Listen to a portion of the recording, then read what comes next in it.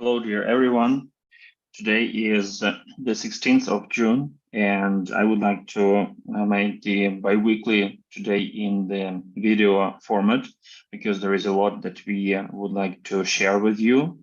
First of all, I would like to thank you everyone for having been supporting us and our program for over a year right now, and we have some substantial success in what we have been doing over this time. And unfortunately, the need for the programs and for the initiatives like ours that is aimed to help the people in the villages of Ukraine, the farmers, the small family farmers, and the infrastructure of the villages in Ukraine who have suffered from Russian aggression is growing, and especially after the recent news, and especially after their counteroffensive and getting back all the lands back to Ukrainian as a part of Ukraine will lead to reconstruction and rebuilding of a lot of villages and objects. So right now I would like to start with the presentation that has been kindly prepared for us by Irina and Yulia, our project coordinators who are working on updating updates. And so first of all, let me remind you that World to Rebuild Rural Ukraine, it is initiative that has been started by the team of WRRU, and all of our employees of this WRRU program are involved in working for the sake of the smallest family farms in Ukraine who have suffered in their home villages from Russian aggression. So unfortunately, we cannot help everyone right now. We need to be pre-selecting those who get the priority in being helped, and those are the families and the households that have suffered from the war, who cannot rebuild themselves, who do not have any additional equities to sell and to find money to rebuild, who cannot get any loans or are not granted any governmental programs so far, but they need to live somewhere, they need to farm, and they need to feed their family. So first of all, we are focusing on rebuilding the houses where people live. Secondly, the reconstruction of the production capacities of the farm business that they run. Those can be the barns, the greenhouses, the storages, and so on. And of course, two more directions are the renovation and repurchasing of the damaged equipment, and of course the animals, because this is the farm animals, because they feed the family, and a lot of them, as we know, after Russians are retreating, they are just slaughtering the animals massively or just for the food. Therefore, the farmers get to lose everything that they own, including even the farm animals. We are grateful to our ambassadors, the supporters of this program who trusted us at the beginning and now are our board of ambassadors. And for you to understand, this is not only the political role, but it is also the administrative role for our program. Every ambassador has the vote to support or to block, so to say, our decision on spending the money. And the project is started only after the approval of the board of ambassadors. So not a penny can be spent without the approval of these respectful people. And the board is open for anyone who has done something substantial for the program. So in other words, you want to donate $1 million, you can become a board of ambassadors. a member of the board of ambassadors. We follow two important principles of not giving cash.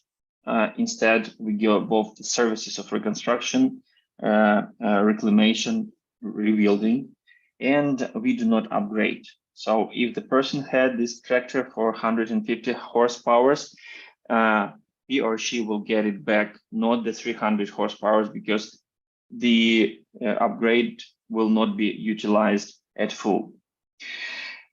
It is important because right now we have a lot of projects to help. So how to help?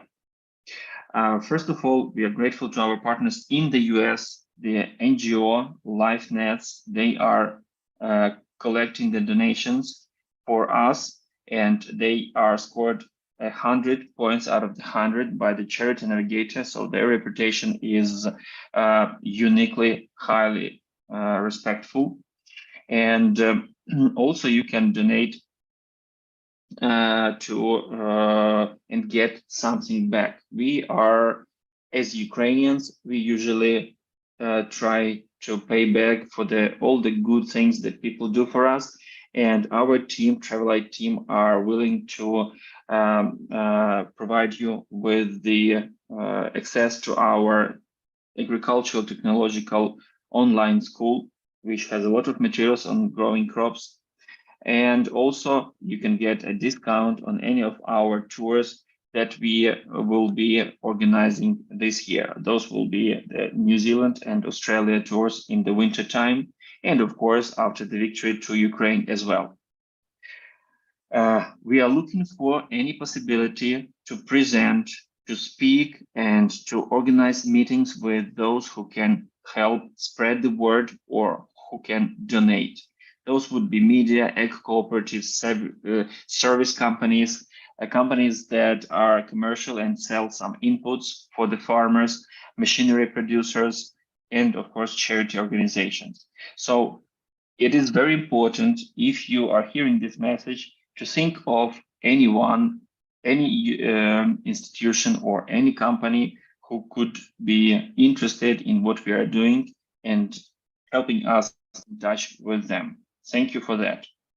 This is our team in Ukraine who are working for the sake of helping these people and who are helping us to be transparent, effective, and informative in terms of the bi-weekly and the true situation, what is happening in the villages of Ukraine. So recently we have celebrated our anniversary, if it is the right word, celebrate for the program like ours. However, we succeeded to collect a little bit less than $55,000 within the year, starting from scratch. So with this money, we were able to help four aid recipients, and we find it a very effective work that we are willing to multiply. Now let's go to the news. Battlefield updates. There has been a lot of rumors, a lot of options, discussions, whether the counteroffensive that has been so long promised by Ukrainian officials, has it started or not? Suit yourself. However, there are some positive movements in a number of directions. There is no chance you would understand which direction would be the most effective and would be the main from the standpoint of Ukrainian military. However, right now we see a number of if a successful counter-offensive throughout all 1,000 kilometers, over 1,000 kilometers war line. You can see this, the names of these cities, and those are at Luhansk, Donetsk, and Zaporizhia directions, where we have succeeded to reclaim our land from Russian terrorists. Unfortunately, these inhumane Russians, they are continuing to attempt to frighten the civilians in Ukraine, but they, as a matter of fact, they get the opposite effect. that's why I keep saying that Russian Putin and his team, they are the biggest losers over probably the last 100 years. Their aim leads to the opposite effect. What they aim to do leads to the opposite effect. They wanted us to speak Russian, but in fact, more and more people turn into Ukrainian. They wanted us to be friendly to them. In fact, 99% of Ukrainians feel that Russia is the aggressor and our enemy. They wanted us to not to join the EU and NATO. All these processes are facilitated right now. They wanted to control Ukraine. Now all of their ambassadors and all of their businesses are kicked out from Ukraine, and not only. They wanted to be the army and the country that everybody in the world is frightened of. Now everybody in the world is mocking of their conquering of Kiev in 3 days, and they are considered to be terrorists by majority of the developed society of the world. So they have been recently very active in terrorizing the civil objects. Although Russian clown Moss, as we call him, Putin keeps saying that they are not attacking civilians. However, it is quite the opposite. You listen to him and you take the information as the opposite. So they are trying to frighten the people in Ukraine by targeting wherever they can hit and targeting as many with as many casualties as they can do. June 30, 13 5-story building resulted in 12 civilians killed at night time while asleep. June 14, attack on Odessa with caliber missiles, 3 people killed. June 9th, Zhytomyr Oblast, which is northwest of Ukraine, 1 person killed in his private house. That is just the recent, very recent examples of what they are doing. For you to understand, today, while we were preparing this information, we had an air raid onto Kiev with over 6 Kinjals. This is their fanciest missile, ballistic missile. All of 100% of it was intercepted by the anti-missile systems Patriot, I guess, because all of them were targeting Kyiv, and the total of, it seems to me, 12 missiles were sent, were targeting Kyiv today. As the example, these are the red dots with the Russian attacks to the civilian objects within the period of war. That is not counting the ground based attacks. These are the air missile attacks that have been happening in Ukraine throughout this period, from sea, from airplanes. So you can see that there are names of the towns here, and people killed number is in dark red, in light red, people injured. So it is just the just the civilian casualties because of the Russian unprovoked attacks through the air. And you see here the number as of June 4th, 2023. This is the number of casualties in Ukraine during the Russian invasion. That is only those who have been proven and recorded, and we do not know what the number is there in the occupied territory.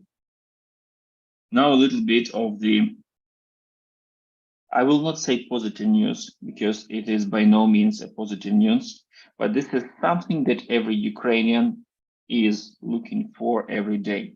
And the higher is the number here, liquidated personnel over the last 24 hours, the more positive mood we have for the day, the more trust in the future and into our military, Ukrainian military faith to them we have as Ukrainians. And that has a reason, because Russians came to kill us. The more Russians are on our territory, the more they kill Ukrainians. Therefore, the only way here is to liquidate every Russian aggressor who stepped onto Ukrainian land, who crossed the border that was approved and admitted by every country worldwide in 1991. Now about the war crimes. I have been mentioning in the previous connections about the Kherson Oblast, which is the Ukrainian California, and the reason for that is because of a very developed irrigation system that brings water from Dnieper River throughout the oblast and into the peninsula of Crimea. So, in other words, all the agricultural sector, as well all the industry in the area, as well as civilian water supply in the on the territory of Crimea, has been dependent on Dnieper River. All that reservoir that held water for it was blown up and was leaked by Russians June 6th. In other words, they have blown up the hydropower plant in Kakhovka, which resulted into 18 million metric cubic meters of water blown down the river. I will upload the video. I will show the video from our news that has a very good explanation of what was happening and why that dam was so important. But it not only supplied the water, it provided electricity for the southern region. And we have a lot of nuclear power stations. We supply almost a half of the electrical power that is consumed by Ukraine by the nuclear power stations. Another second place would be taken by the hydropower. And Kakhovka was also one of the biggest hydropower stations, and the last in the cascade of the state of the plants, hydropower plants on the river of Dnieper. This slide here was the estimation before it happened. What can happen? How can it lead? What would be the result when this hydropower plant would be damaged?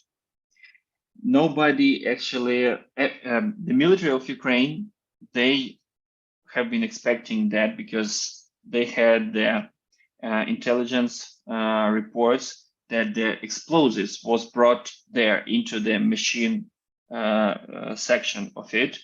And Russians have done that in the past. This is not the first time, and they disregard all the damages to the ecosystem, to the economy, to the civilian people.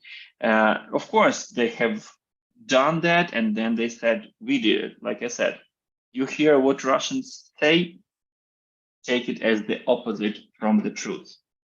The truth is opposite to what they say, and especially Russian officials. The reason why they did it, because they had no way to stop Ukrainian counteroffensive, and they thought that it would lead to us losing the initiative. However, they were wrong, and as the previous slides showed, we have succeeded in some deoccupation of our cities within the last week.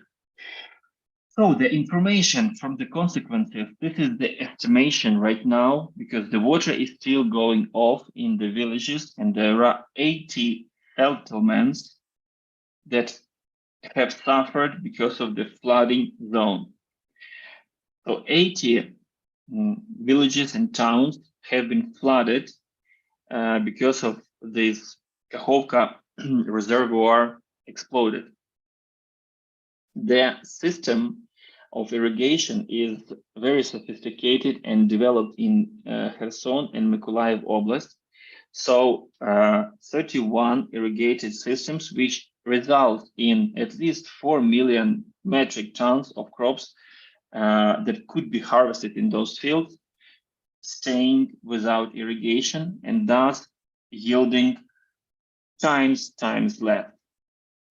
Of course, there are a lot of gas stations, there are a lot of cemeteries, there are a lot of waste material storages, and some plants and factories on in these 80 settlements, and all that water, all the water came there and flushed it into the Black Sea.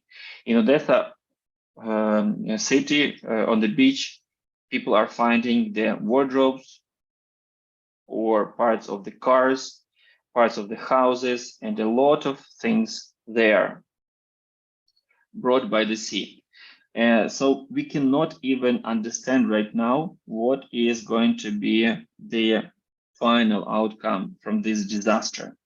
They especially say that it is at least 4 to 5% of the total production of the crops that go for export will be affected, will be reduced.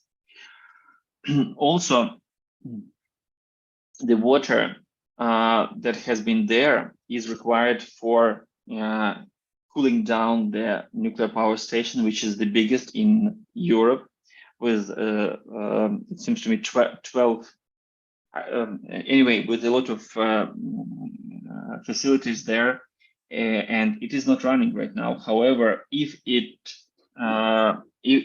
pool of water gets shallower, even not functioning nuclear power station can explode, and it can be even a bigger disaster. This is the agricultural consequences estimation. I want to stress that this is just an estimation. So the system of channels feeds Crimea.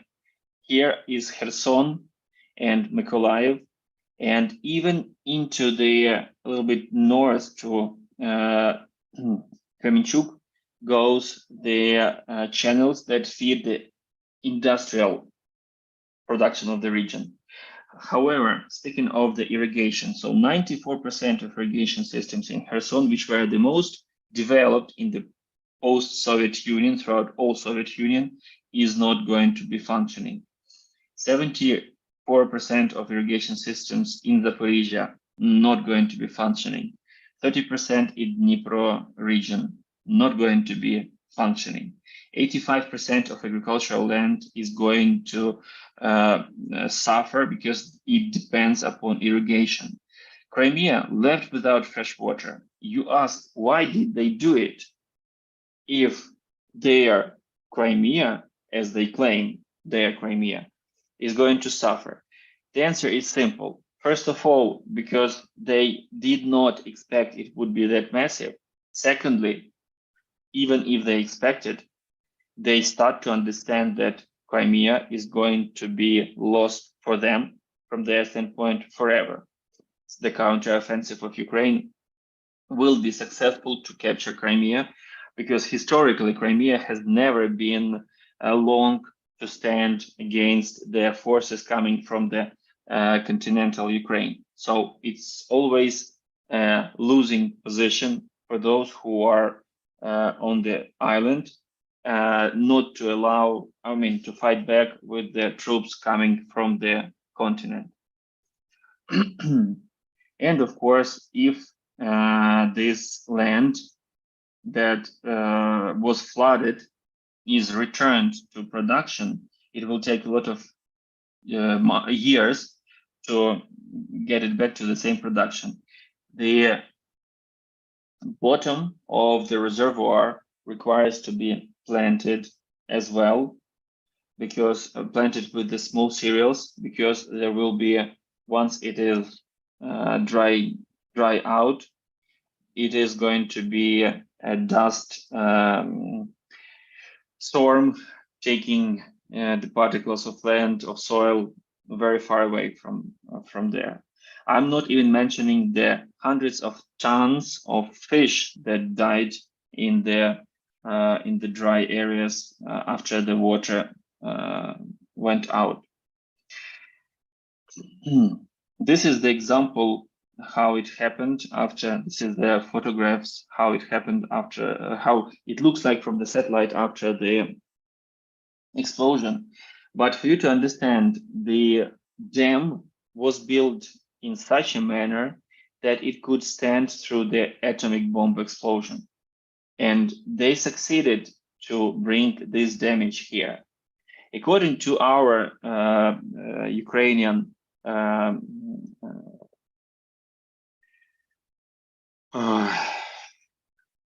information of Ukrainian intelligence, they have brought a lot of explosives, all types of explosives, into the machine department where all these engines were located.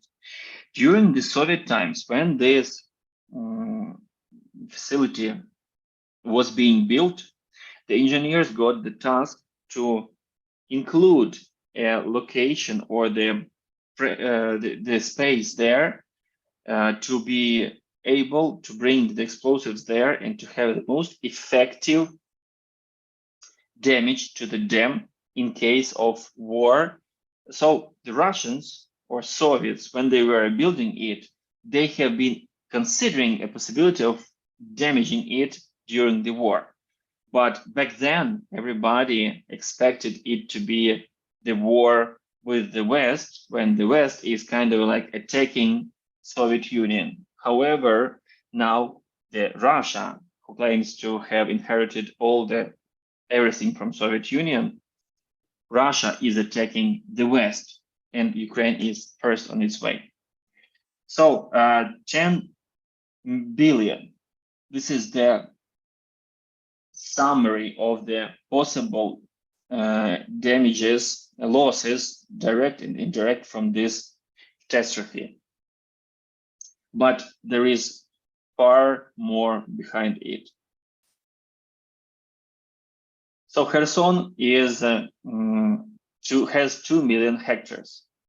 Kherson Oblast, this is one of the most agricultural oblasts in Ukraine. It is national leader in growing vegetables, in melon crops, in livestock production, maybe not a number one, but one of the leaders in livestock production.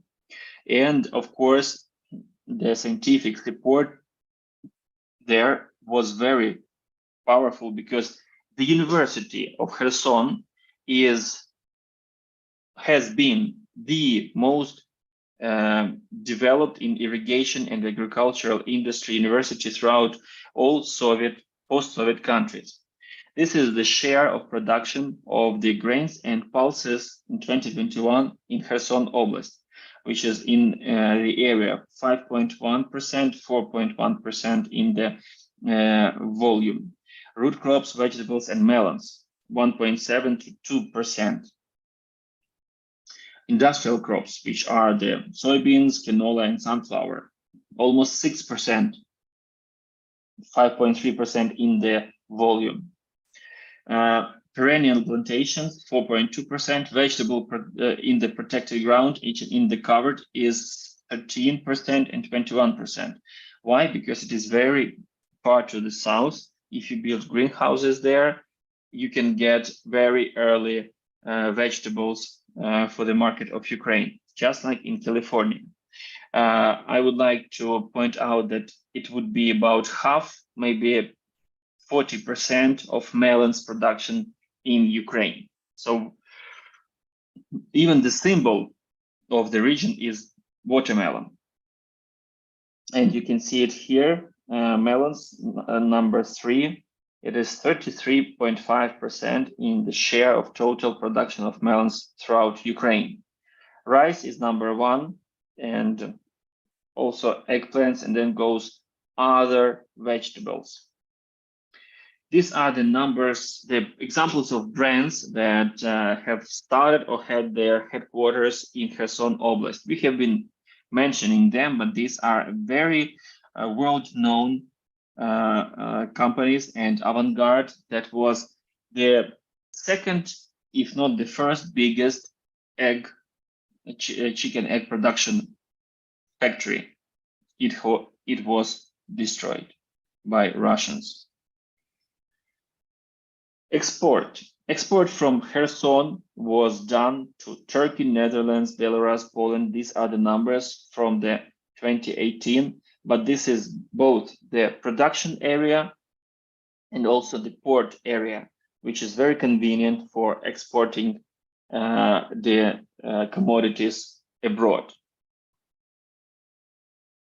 Nibulon, the company, one of the biggest Ukrainian traders, the company that has suffered probably the most, because the owner and the founder of the company was killed by Russian missile with his wife last summer, and now it has not been, until now, it has not been able to function fully, because it owns in Mykolaiv, it owns the port, and it is exporting. The main business is not, they do not only grow, but they also export. This is the main profit for the company. And one of the locations of the elevators was flooded with water. On one side of things, it is good, because it is good to mention that there was no grain there, because it has not been functioning for a while. But that's a very bad situation when the industrial locations and businesses like that are not functioning, are not providing people with jobs, are not feeding the world with grain, are not paying the taxes.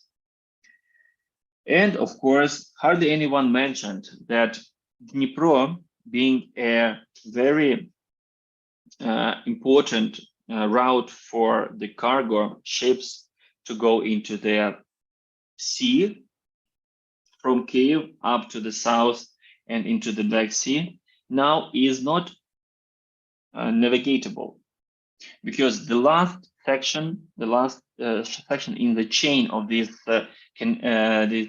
dams has been totally dewatered, and no ship can go up the river or cross this part.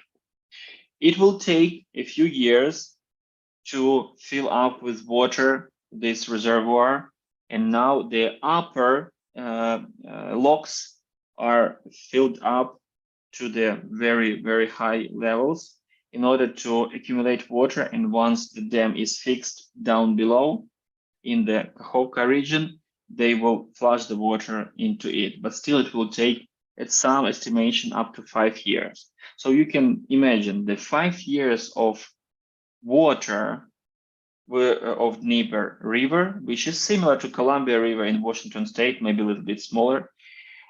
The 5 years of water has been let out on the 6th of June when Russians, there is no doubt it was done by Russians. Russians exploded this hydropower plant, and the plant itself is destroyed, and it is not going to function. It needs to be totally, fully reconstructed. Now let's go back to the agricultural business of things, and actually grain trade. So thanks to the grain initiative, Black Sea Grain Initiative, that was launched in July last year, until now, 31 million metric tons of agricultural products have been exported through this initiative. However, Russian Federation is not happy that we are able to sell the commodities, and they wanted to trade back the possibility to sell their ammonium fertilizers, because there is a pipe coming through Ukraine. So they wanted to trade in the possibility for us to sell our grain for the possibility for them to use this transportation hub for selling the ammonium. However, who the hell are they to trade with us in the situation when they are trying to kill us and take over the country? So in May, there were several attempts on their side to block this initiative, and as a result, only half, compared to April, half of the volume was exported. These are the numbers of the exported commodities within the market year 2022-2023. It is down only 2.2% the previous year. However, no one knows how it will continue. Now the planting season. If you remember, I always mentioned that we have about 28 million hectares, which equals to 72 million acres. Out of these areas, about 25 to 30% of land is not available for producing crops. But in addition to that, there are other reasons that limit the farmers in possibility to plant the crops.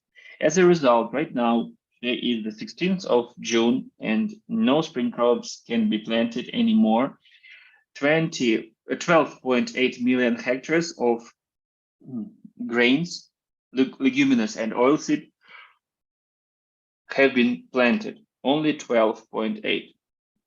Usually 30% of the land out of 28 is planted with the winter crops. So the mathematics goes 12, that is almost 1/3 of the 28, another third for the winter crops, another third would be taken by Russians or just unable to produce due to the active war actions there. So I would like to let's wait and see what will happen in the future and how soon we will be able to return this land to our production.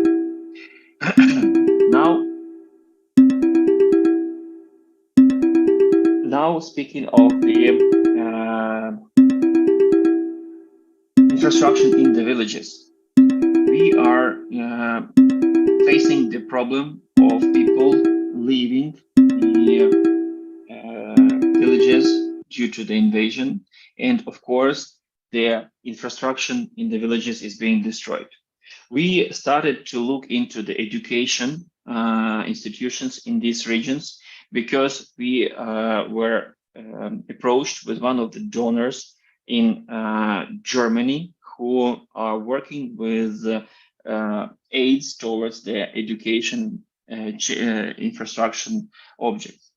And here are the numbers, how many Ukrainian children have been killed during this war. The citizens of Ukraine who have done nothing wrong and who have hardly done any sin in this life, they have been ruthlessly killed by Russian terrorists. This is when Russians are saying that they are not targeting civilian objects. I personally have seen the video when Russian soldier is describing how he committed a crime and killed over 40 civilians hiding in the basement, including children and women, because that was the order from above to clean this village from Ukrainians. And totally there were killed 400 of civilians hiding in that village or small town. He was responsible for killing a couple of dozens. So this is what they are doing in Ukraine. Nothing else, only genocide. So the educational institutions count up to 400 that have been destroyed or very much damaged, and 3,000 that had damages slighter. So 5.3 million children have challenges trying to get to education. So online education is the only option for them right now.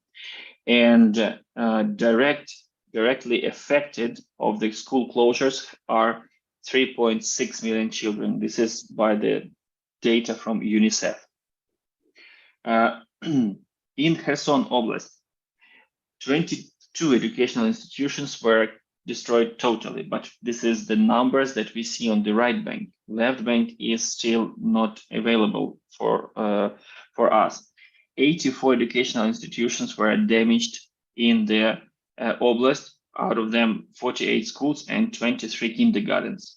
And we have picked up one of the kindergartens as the WRRU Rural Ukraine program. We have made the estimation how much it will cost to rebuild it and filed the documents into the organization in Germany, groundbreakers. And currently we are expecting for reply from them.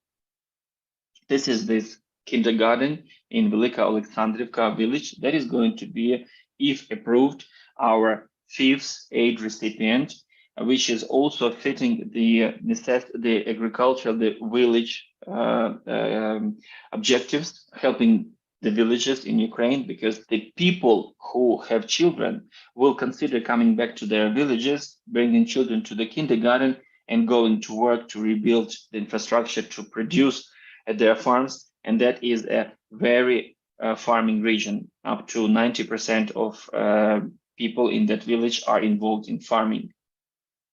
So these are the photographs, how much damage, how damaged it was. So it's not totally destroyed. It can be rebuilt, and the budget goes to 49,000 euros to be able to host the kids, to be fixed so that it can host the kids in the future. So if you are willing to support it, we are open. You can donate and then write me an email claiming that the donation that you made should be spent for this kindergarten. Otherwise, it will be up to the ambassador's decision how to spend this money. However, I hope that the groundbreakers NGO in Germany will supply us with enough money in order to fix this kindergarten. Let me tell you a little bit from the history of our program. The first farmer who we helped, we got him a tractor, and he was able to plant his winter crops with this tractor. When we started speaking about him on the social media, the other group collected $14,000 for him. He was number one. Number two, or B, aid recipient, is Alla Kokosh and her family, who lost everything on their yard, on their home yard. That was the barn with equipment, storage with food, their house, and additional premises on the house, because Russians came there in March of 2022 and destroyed everything just for fun. This is the house they got from the World to Rebuild Rural Ukraine initiative as a result by the end of last year. Irina Shevchenko, her barn, and as well as we later understood, house was very badly damaged by few missiles hitting, and even the animals got dead because of this missiles. So we built a barn plus a house for her in one premise, and that was the photo taken in, it seems to me, February or March. We were just finishing. Now it's totally finished, and she lives inside. The third aid recipient, was the family of Yulia Kovalenko. Her husband has the disability, physical disabilities. So it was very difficult for them to fix in Kherson Oblast their house, but they managed to make it suitable for living. However, they asked for help with the storage facility, which we rebuilt, and it was used for storing both the equipment and the commodities. So as a result, we fixed it, and this is what was the outcome. Just to mention, Ukrainian agricultural industry looks like that. We have 3 types of farm businesses: companies making up to 20% of land, private farmers making up to 50% of land, and small family farms making up to 30% of land. And the production of these small family farms, these are our main aid recipients, goes up to 30% of crops and 45% of animal produce. More details are here and on our website, but you can imagine potatoes, 90%. Why? Because every village citizen, or I would say maybe 9 out of 10, grow potatoes for their own use and sell what they haven't consumed to the market. Thank you very much for the support of our program. We will keep you informed through the regular bi-weekly reports. And now I would like to try to show you the video that I promised about the Nova Kakhovka hydropower plant destruction. If it has downloaded, I will show you and translate. Unfortunately, not yet. So I will need just a second.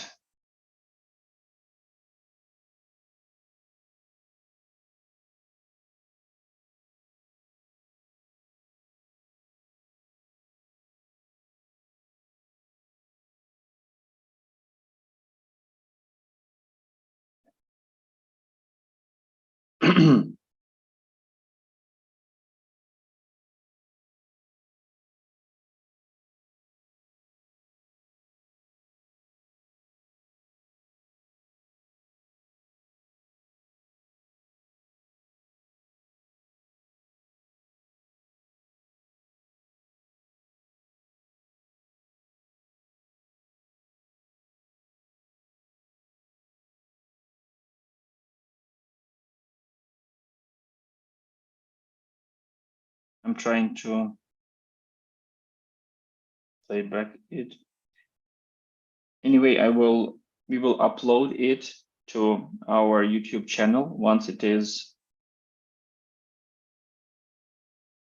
downloaded here and you will be able to see there is a very good graphical information of how it influences the total industry. I can try to, 1 second.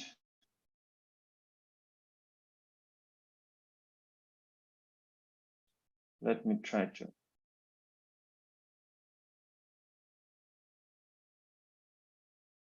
make it full screen.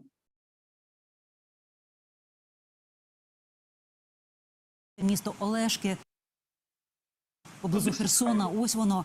Сильно затоплена Нова Каховка. Ще як мінімум 80 населених пунктів. Скільки людей потонули у жахливих муках? Стане ясно, коли вода спаде. Це буде страшна цифра, очевидно, бо вивозити українців без російських паспортів окупанти просто відмовлялися, а по тих, хто намагався вибратися сам, відкривали вогонь. А економіку і довкілля України після цього злочину росіян доведеться відновлювати десятиліттями. І про це ми сьогодні ще поговоримо, але спочатку, чому саме зараз це сталося? І навіщо? Привіт, Андрюш, що саме росіяни підірвали греблю, маємо купу фактів. За даними нашої розвідки, вони замінували Каховську ГЕС ще в квітні 22-го року. Ну і явно підтримували цей козир для українського контрнаступу. Затопили першу лінію оборони, ось тіла їхніх солдатів плавають у воді. Nobody informed about this attack, and the only information that was intercepted by our intelligence said that watch the level of water. Watch the level of water. Вже цього року ми в цій студії з тобою помітили, що росіяни відводять свої війська від берегової лінії на окупованій This is how the Херсонщині. water І flooded тоді, the якщо left пам'ятаєш, bank, ми з тобою намагались and left bank зрозуміти, чому is це much відбувається. lower Далі, 30 травня, Росія ухвалює due вкрай to дивну постанову the про geographical заборону розслідувань аварій popularity. на гідротехнічних спорудах. East Цитую, banks які are відбулись lower than внаслідок the бойових дій, west banks. диверсій і терористичних. Пазл, що стало з пусковим гачком зараз? Прямо таке питання. Пальна операція.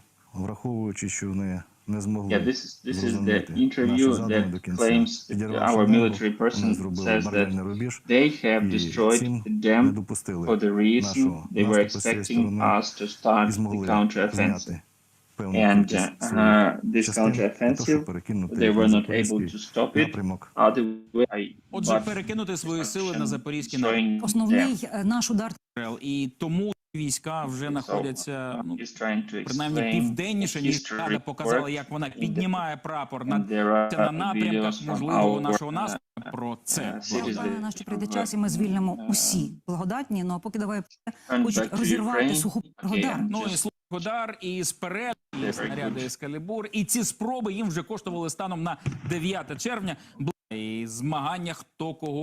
Але головне, наступ вже почався. А під нього засвітили свої This is приховані the артилерійські резерви. counteroffensive Ну і videos. Стався якийсь перелам. покажу тобі на помилятися наших ворогів, Від нього залежать необхідні нам для системи коли істотно основи 56. Це як So now 18 about the поверхів dam. будинку. So this is А це how ось it looks like. Машинна And зала this в is the розрізі. machine, Саме туди, в зону нижче the рівня води, department росіяни where звозили КАМАЗи they із have brought a вибухівкою lot of ще в жовтні explosives. минулого року. She, Річ у тім, що під час that's, створення у the 50-х роках videos, Москва screen recording зобов'язала from the news конструкторів закласти recent всередині news that греблі we saw, спеціальні місця для підриву у воєнний recently час. І in ось Ukraine, сталося and it найстрашніше. says Інженери that Укргідропроєкту this твердять, це was однозначно the вибух plan when зсередини, а не the удар engineers ззовні. were trying Бо to створена build, ГЕС так, щоб вона могла витримати ядерний удар. Звичайна ракетна атака, у якій звинуватили so Україну, that at that її point, зруйнувати if the просто не здатна. explosives is done, is put there and Ну і it це, здавалося б, is очевидний факт, мав би чітко ignited, вказати на Росію. it destroys, Натомість it закордонні brings ЗМІ maximum тисніли destruction маніпулятивними to заголовками the на кшталт power Україна plant. і Росія звинувачують одна одну. Okay, so that would be all what I wanted to say for today. Meanwhile, please, if you have any ideas how can we spread the word about our initiative, get back to us, and thank you.